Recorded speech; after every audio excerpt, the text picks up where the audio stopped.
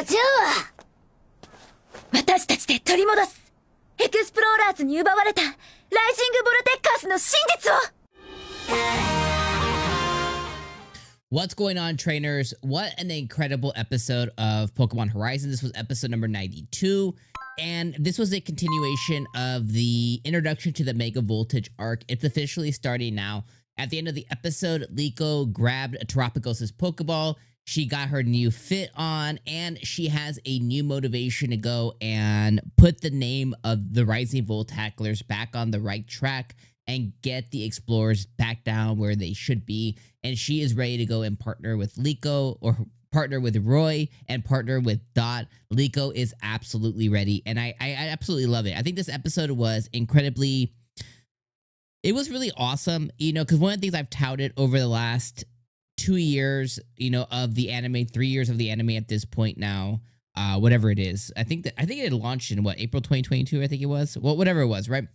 One thing that I've touted over the last 89, 90 episodes of the show is Liko is the perfect epitome, the perfect manifestation of a kid. And this shows us even more so, and stick with me here, right? There was a traumatic event that happened, something that was out of her control. And because it was out of her control, she didn't know what to do. So she kind of shut down. She went back to school, and she's just been kind of head down. And a year has passed now, and this episode got her to do a few different things. One, it got her to wake up.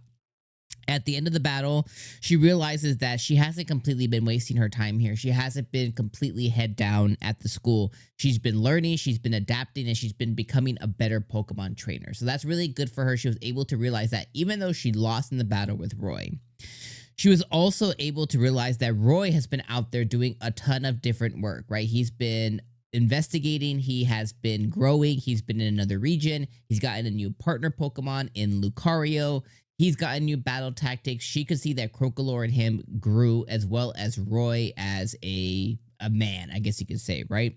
You know, when the boy becomes a man kind of thing, but he's grown as a person. So she was able to, you know, to see that side of the coin too. And she was able to wake up because Meowscarada and her Pokemon were able to realize it, kind of pull that out of her too. And the last kind of pillar default is, you know, the school is beginning to, or the schoolmates were beginning to be like, you know, oh, the Rising Volt Tacklers, blah, blah, blah, blah. And she was able to wake up to the fact, like, absolutely not. This is a lie. I'm no longer going to let a lie happen under my watch. I don't care what happens. I'm going to finally, you know, say it. So it was a moment for her of growth. And it really is something that is very unique to kids and to children. It's like, as you grow, as you find your voice, as you find your passion, as you find your backbone, these are things that a lot of kids don't immediately have, right? I see it in my own kids, as, you know, they can be very timid at times, but, you know, you can see when they begin to grow, they're like, yeah, I did XYZ. Like, I'm not going to let that happen. You know, like, it might take a few different events to have that moment, but they do end up having it. We all end up having it. Now, some people are late bloomers, some is going to happen later in life, but it's definitely a really cool depiction of a main character to show us that growth. And I think it's done a much better way than Ash, and I think it's done a much better way than Ash because they're actually aging up Liko. Now, remember, only a year's passed, so before, you know, her and Roy were around 11, 12 years old. So now they're probably like 12 and 13. My guess would be like Liko is probably 12 or 13 and Roy's probably 11 or 12. Something there. Give it a, you know, give a year, you know, like that. But regardless, it still shows that they have grown as characters. Whereas opposed to Ash, it just made him stuck at 10 years old. And I don't know whose choice that was, but they made that choice forever. And even though at times he grew, it's like, well, he didn't age at all. So how did he really grow? You know, so this is a much better depiction and it's a much better storytelling when you can actually age up your character, because you can say, oh yeah, that change from 12 to 13 is night and day. It feels like decades, but it's only a year. That change from 13 to 14, right, going out of that middle school era to high school era is completely changing, and going from, you know, that high school, you know, just starting like that 14 age to like 16, it's like, oh, like you're kind of like a older teen, you know what I mean? And then that young adult stage. So it's like they can really show that really well with Liko. You know, they don't have to do crazy time skips, but the fact that there is time moving is exponentially better for storytelling. So I just absolutely love that. The rest of the episode, though, I love the introduction of Lucario. I like I love Lucario coming out of its ball being shiny. Roy didn't show off Mega Evolution, but he did show off that he's still, very much in line or in tandem with terrestrialization.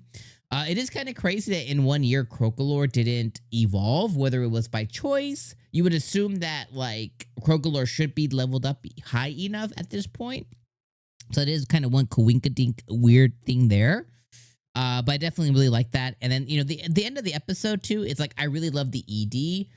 The ED is absolute fuego, absolute fire. Like I love the ED quite a bit. It really showed us like a lot of what's to come. It showed Liko overcoming challenges.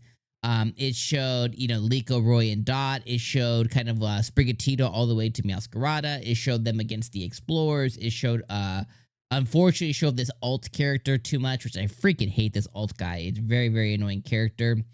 It showed some of Liko's friends. It showed Nimona in the back, but it showed Alt, Dot, Liko, Roy kind of like as a group. And then at the end of the episode, we got to see Spinel from the Explorers, and we got to see that Lucius's Pokemon are all captured behind some kind of crazy prison mechanism. I don't know. But he's basically captured 5 legendary Pokemon somehow, and he just has them in like cages, which is crazy.